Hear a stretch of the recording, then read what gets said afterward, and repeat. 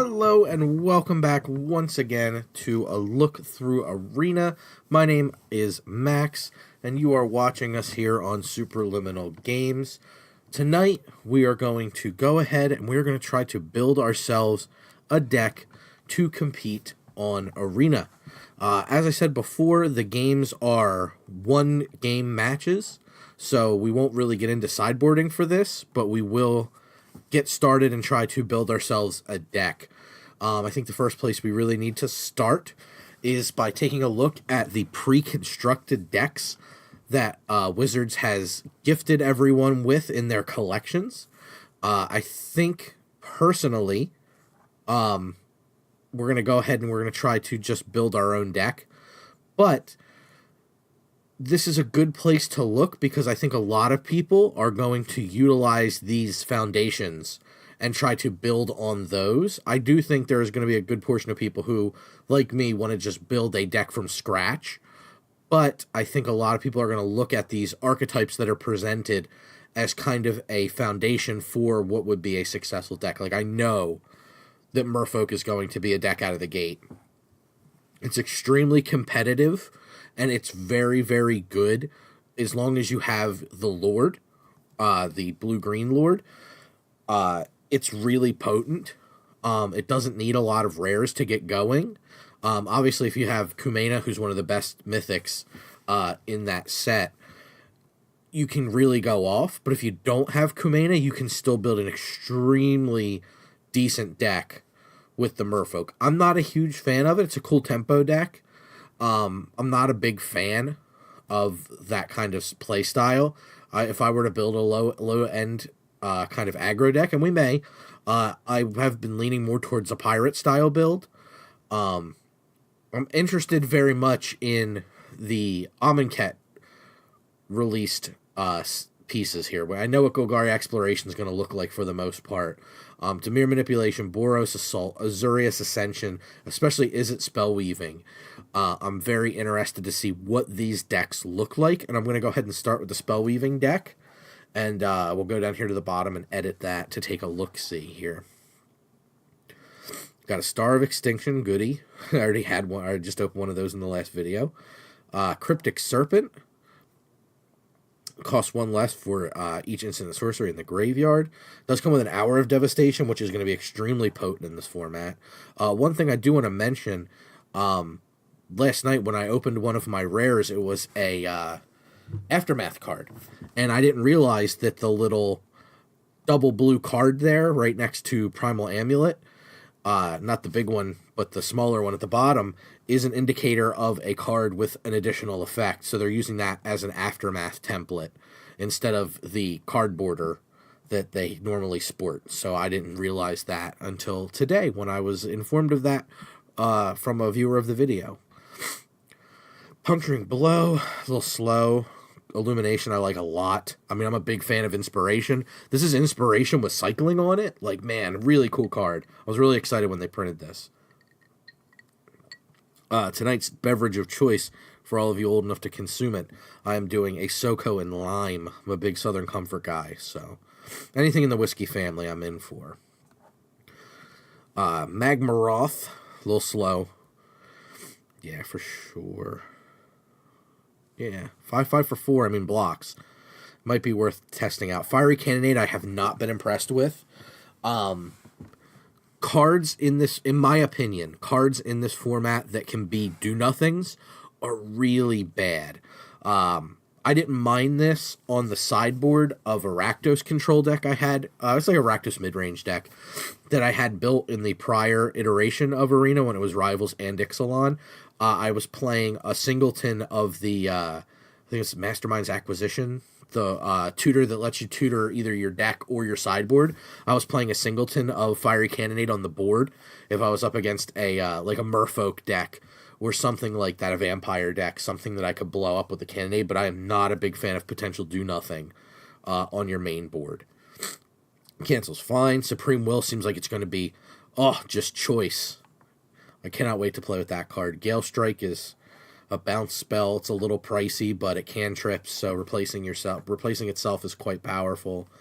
And Cool Trick, obviously, and if you're not if you're just getting into Magic, kind of dipping your feet, the creature is tapped after it's declared as an attacker, but before it gets a chance to deal damage, or even before you have to declare your blockers, you can bounce that right back to their hand, which is really cool before it has the ability to impact the board.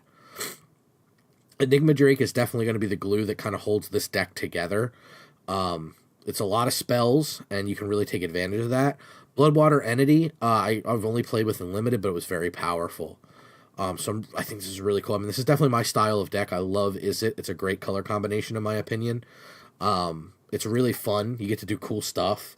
Pull from Tomorrow, Entrancing Melody. Like, these are all really cool Magic cards. Lightning Strike, a Braid. Oh, man, like, this is good stuff. I cannot wait to play with the Braid. There's a lot of, like the Amulet we saw earlier, there's a lot of kind of artifacts that transform into lands out of Ixalan. And they are kind of must answer. And you have not, like, it doesn't have to be by your next draw step, but you have a couple turns to answer them. But if you miss, they turn into lands. You get Field of Ruin, which is nice, but you're not going to run more than probably 1 to 2 Field of Ruin in your deck for the most part. You could run 3 because it does kind of, fix itself a bit, but it's still a hefty cost, especially in a multicolor deck. I think a Braid's going to be fantastic to deal with the board. And I mean, obviously, there's a reason it's, heavily played, not just in this format, but in Modern as well. Solid card, super solid Magic card. Riddle Form. A little cute, in my opinion. I don't like cards like this generally. It's cool. It can put on a clock, kind of. I don't know. It needs to come down at the right time. Like, if you draw this, 12th turn, it's got the little Scry 1 piece on it. I don't know. I'm not convinced. Maybe. But we negate, Essence Scatter, Censor. Oh, love the art on Censor. Love that art. John Stanko. Awesome job. Also, thanks for watching. If you're watching, John Stanko. Seeker of Insight.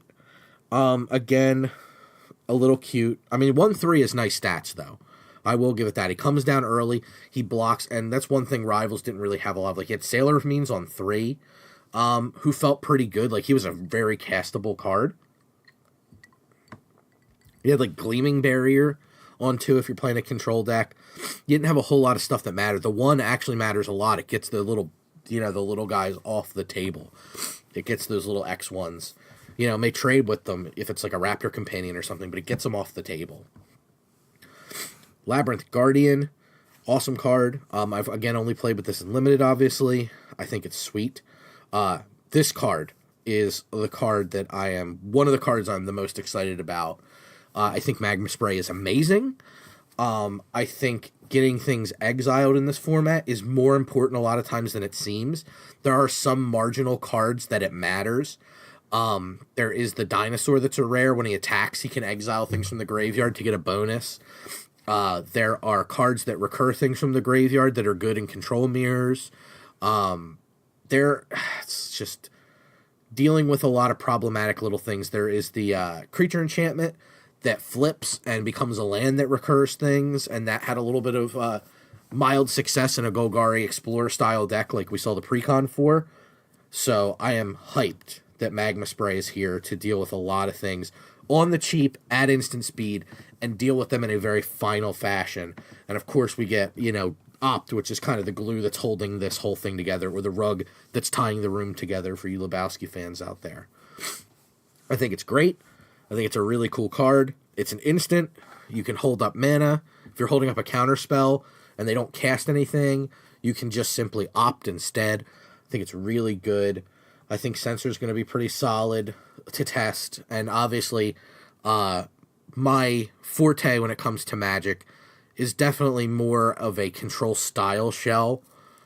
I like that a lot. I think the Cycling Deserts should not go unmentioned as really good tools to help you in the late game from getting mana flooded.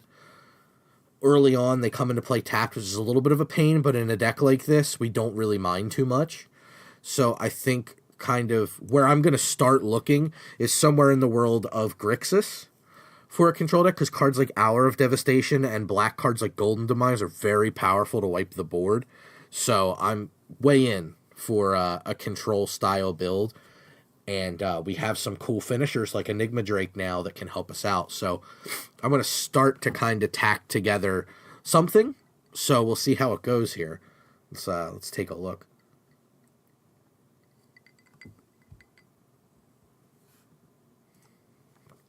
And go back to decks.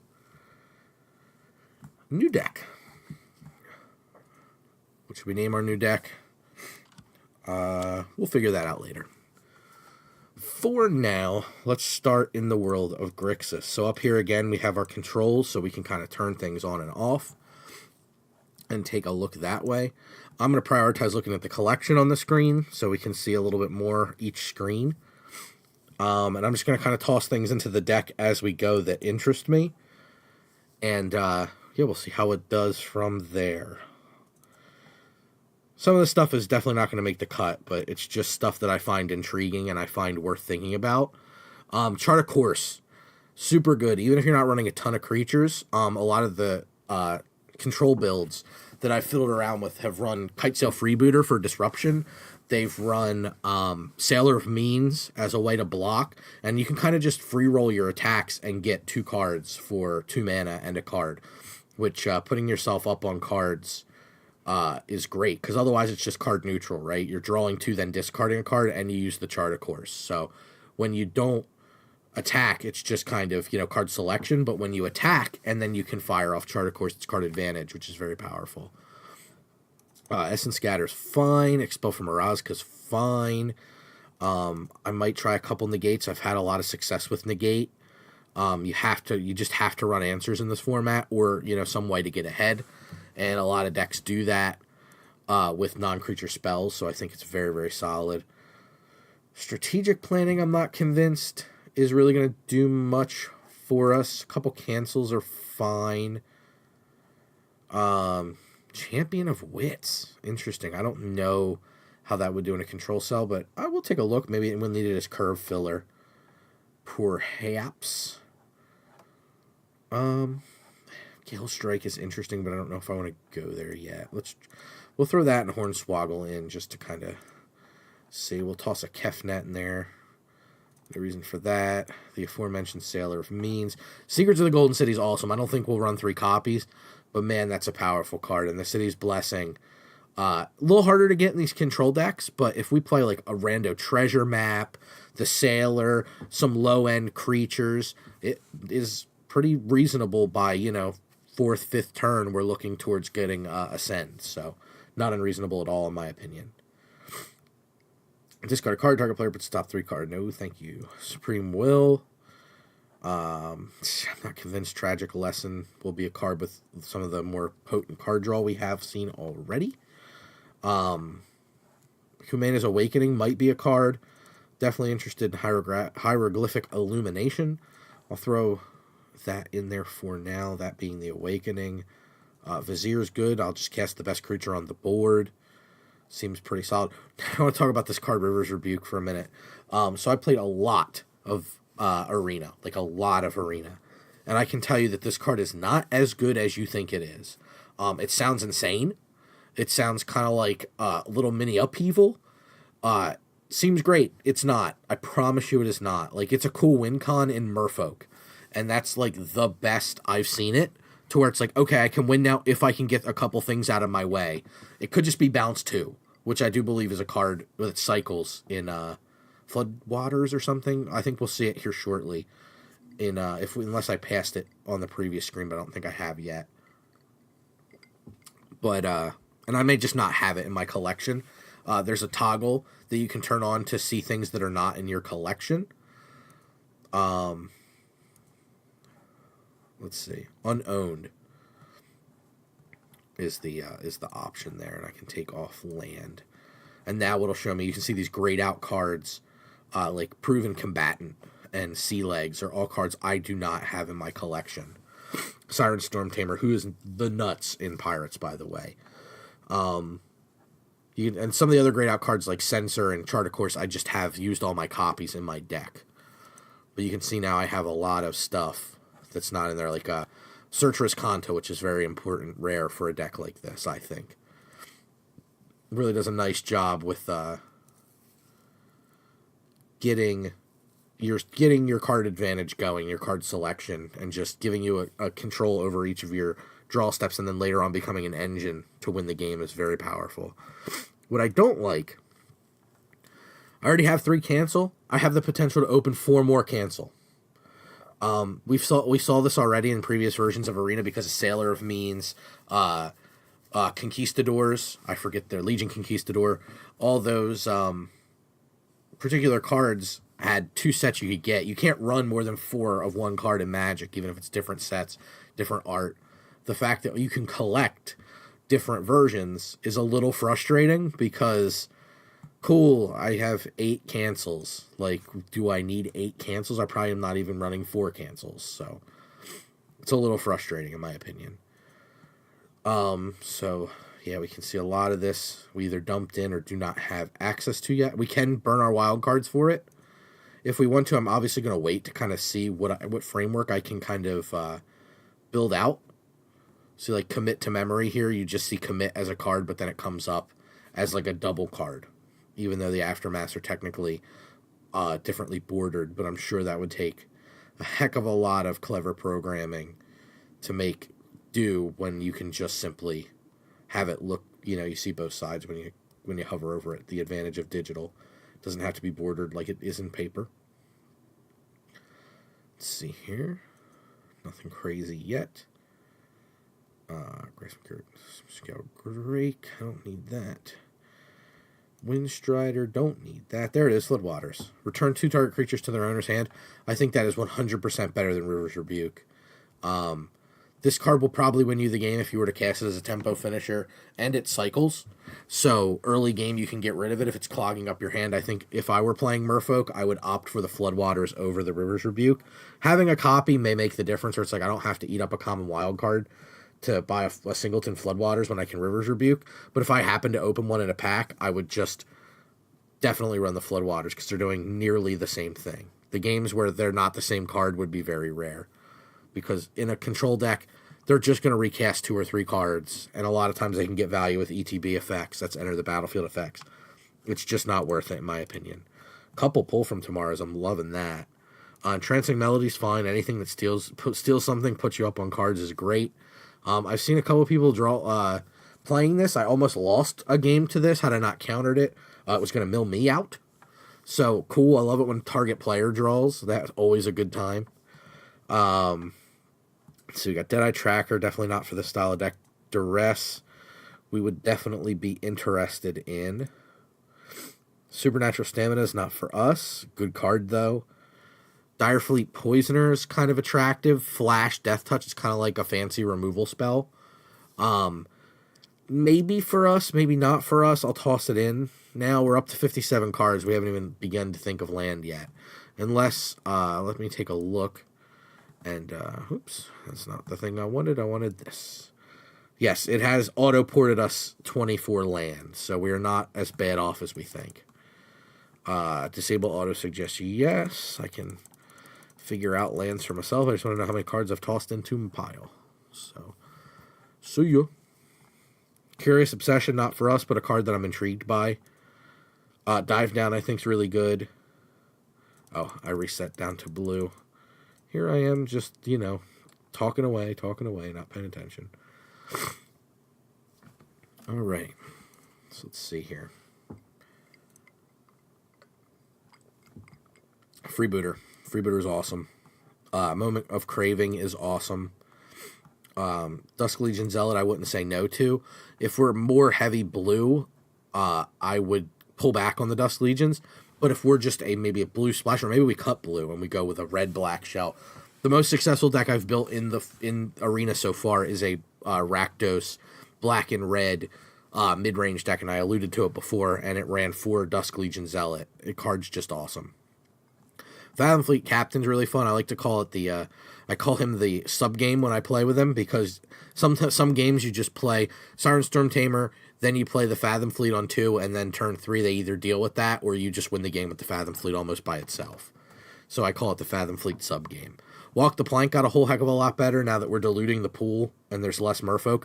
Again, like I said with Cannonade, I'm not a big fan of do nothings in this format. I've actually cut down. If when I had 4 walk the planks available to me, I played 1, because you can't have. There's a whole deck that is in an archetype that this card cannot affect. So it's like a mulligan if you draw it against a Merfolk deck. Like, you're just skipping your draw steps, which is so bad. So in my opinion, it is not worth running more than a copy. Maybe 2 if you really need the removal. In my opinion, there's better removal and more versatile and flexible removal in the format. I'm excited for Bantu's Last Reckoning. Something to wipe the board early is very, very good. Golden Demise is another card we have access to, and I was all about this card when it came out. When Rivals came out, this and the Chupacabra made me believe there could be some kind of mid-range or control deck in the format, and with both of them around, it makes me very comfortable when I think about that. Heartless Pillage is not as bad as you think. Sometimes you can just if you can make the board, if you can get the board at parity, what you can do with the Pillage is you can just simply bop 2 threats out of somebody's hand. Really, really effective there. Let's see here. Reaver Ambush, really solid piece of removal. I'm excited to have 2 of those out of the gate. Exiles most creatures. It's an instant. Anything that exiles, like I said about Magma Spray, just, you're getting the big thumbs up from me. None of this is too attractive. Tomb Robber is unfortunately a little disappointing. None of this here is too... I mean, if I was building a different deck, these 2 cards would be very exciting. This is the Sky Marcher and the Bloodletter, but that is not the deck we are on, unfortunately.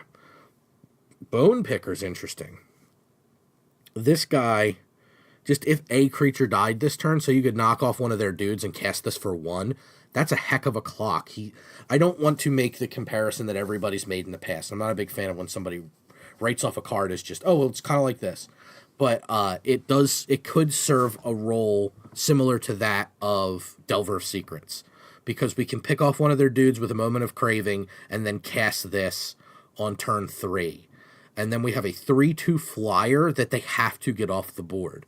Otherwise, we're clocking them really hard, and then you can use something like a follow-up of like a Rampaging Ferostodon to help follow that up. And even if we pay full price for this, it's still not too bad, and it's still a decent clock in the air. Again, I don't know how much things are going to change with Amonkhet coming on, but I think this is a cool card even for a control deck. Impales will probably be on for at least early on in the thing. Happy to have a Chupacabra. Not this Chupacabra lurking, but Ravenous, the one that everybody hates. Sanctum Seer, Anointed Deacon are not for us. Champion of Dusk is not for us, though a consideration, because he can just be a card that we cast on 5 and draw a card. Like, he replaces himself, so he's kind of like a big Dusk Legion Zealot. 5 drops are not as impactful in this format, because this tends to be a little bit more aggressive. You want the Zealots on 2 to be able to block if need be, where the Dusk is cool and he can be a big wall, but he can also just be plucked away with a piece of removal against the control decks, or the aggro decks will just kind of like, okay, cool, you take out one of my threats. And the dinosaur decks are casting better than 4/4 by turn 5 for the most part, or at least 4/4 plus. Ravager's cool. I haven't found a home for him yet. I would love to, because I think it's an awesome card. Plus, he's an Orc, Pirate, Wizard. He's got 3 creature types. So, and if you're a pirate and a wizard, that's pretty cool. Liliana's Mastery. This card was obviously, at a point in Standard insane.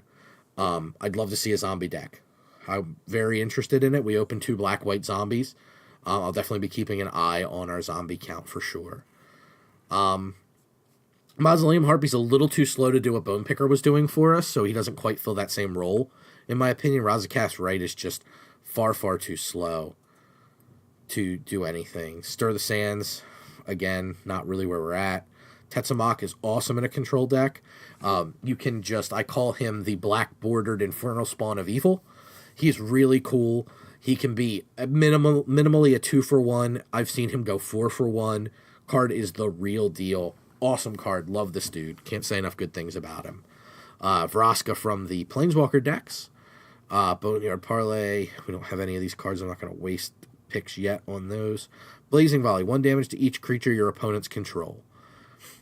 Not bad. Not as bad as you think it may be. I don't think it's main deckable, but this card is really good value for 1 red.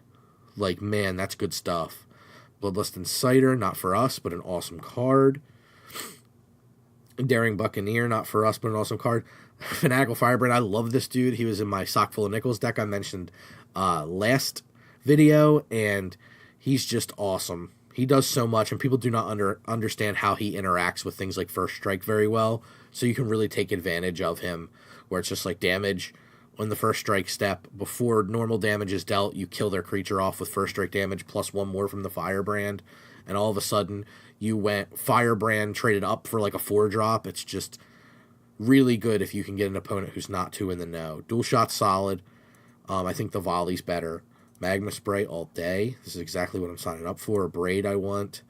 None of this other stuff I really want, though. I do like the look of what they're giving red. Could go for Sock Full of Nickel style with the Bravado. It's pretty fun. Firebrand Archer intrigues me quite a bit. I think Direfleet Daredevil is awesome in a deck like this. It's something early that you can put down if you need a blocker because of the First Strike, and, you know, it just gets better and better as the game goes and more things get put into the graveyard.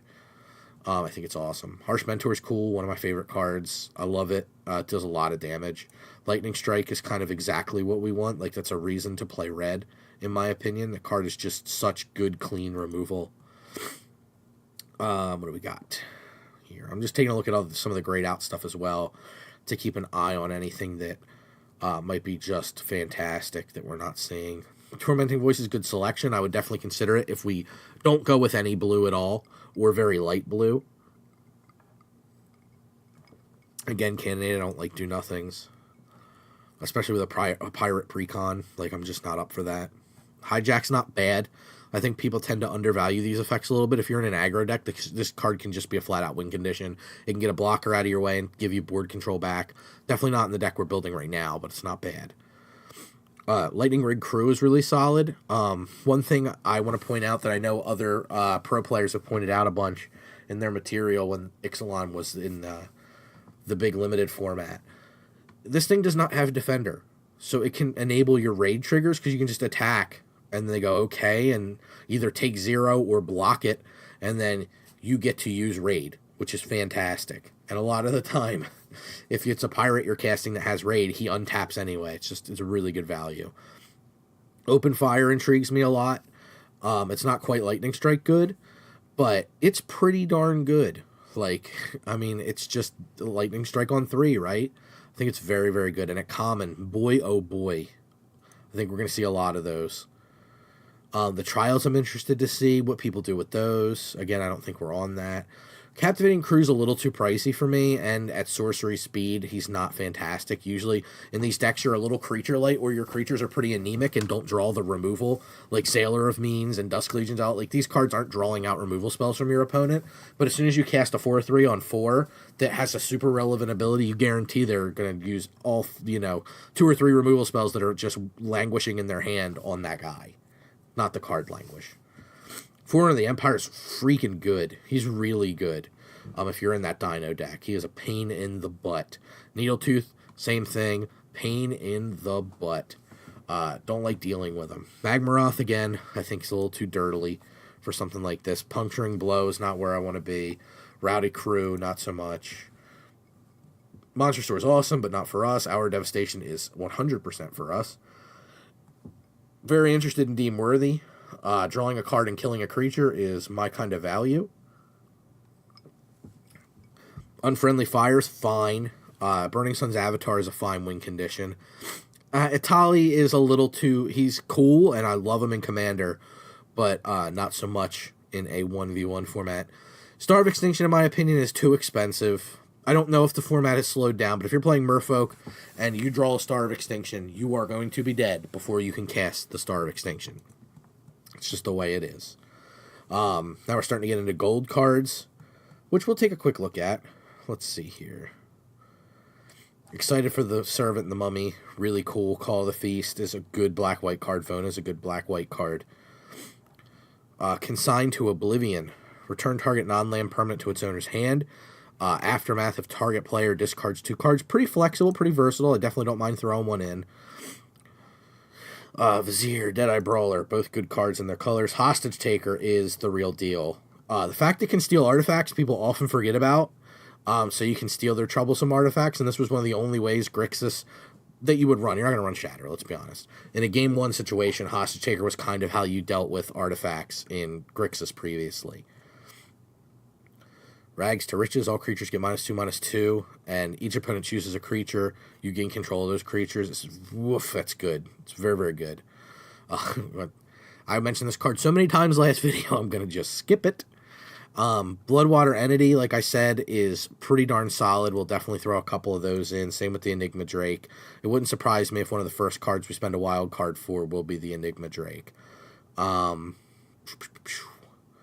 Nothing here really for us. Direfleet Captain's not for us. Neckbreaker's not for us. Neheb the Worthy, again, cool commander, not so much cool here. Angrath the Flame Chained, however, is what's up. He is so good. I can't tell you. He's far more flexible than you would think. 5 loyalty, once you activate him once, is a significant amount. He can take a hit, and he can just keep kind of gnawing down your opponent. It's very, very good. Very hard to deal with. Very resilient. Planeswalker, I had him in both my Grixis control deck and my black-red mid-range deck, and I just loved it. Fantastic card. Let's see here. Jungle Creeper. Driven to Despair. Driven was the card that I was like, I don't know if I've ever seen this card before. Until end of turn, creatures you control gain Menace, and whenever this creature does combat to a player, the player discards a card. Cool card. Cool card. I like the flexibility of it quite a bit. And now we're into stuff we're not going to play because we're in gold off color. So, Heaven to Earth, not for us. I'm just going to take a quick peek here. Reasonable reason for Scry 3 is not awful. I'm not going to spend a rare wild card on it by any stretch. Boy, oh boy, Hadana's Climb is insane. Just saying. Insane. This is the Lord I was talking about, Merfolk. Thank God they only get one to start out, but I guarantee if you're going to build Merfolk, you're burning all of your cards on it. Oh, 2 If Near Deadlands is fantastic. I like that. I like that. No, none of this card. This is banned in Standard. So silly. When I'm in 3 colors, I'm not a big fan of these comes into play tapped lands. I'd just rather play Evolving Wilds. I don't know if I'm going to have access to Evolving Wilds or not. So we'll see once I get over to that slide. It does not look like I get Evolving Wilds. Let's see. Make sure I didn't miss it. I was pretty excited about the new stuff, so very well could have missed it. I didn't see it at all.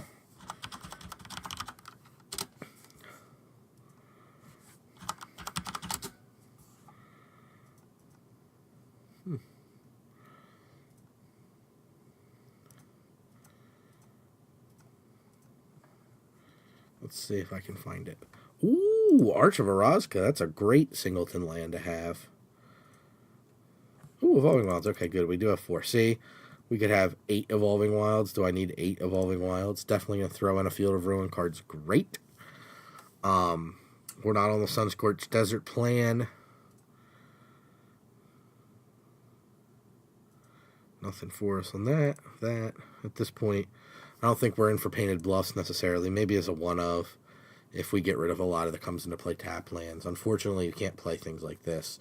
Unclaimed Territory, it's a nice payoff for Tribal, but the drawback to going a more controlling route is, unfortunately, that we don't get to play cool cards like this. We're not playing like Modern Humans, unfortunately. All right, so now that we've piled up all these cards, I'm going to go ahead and refill my beverage, and we'll come back, and we will try to take this pile and make it into a deck. Stick around.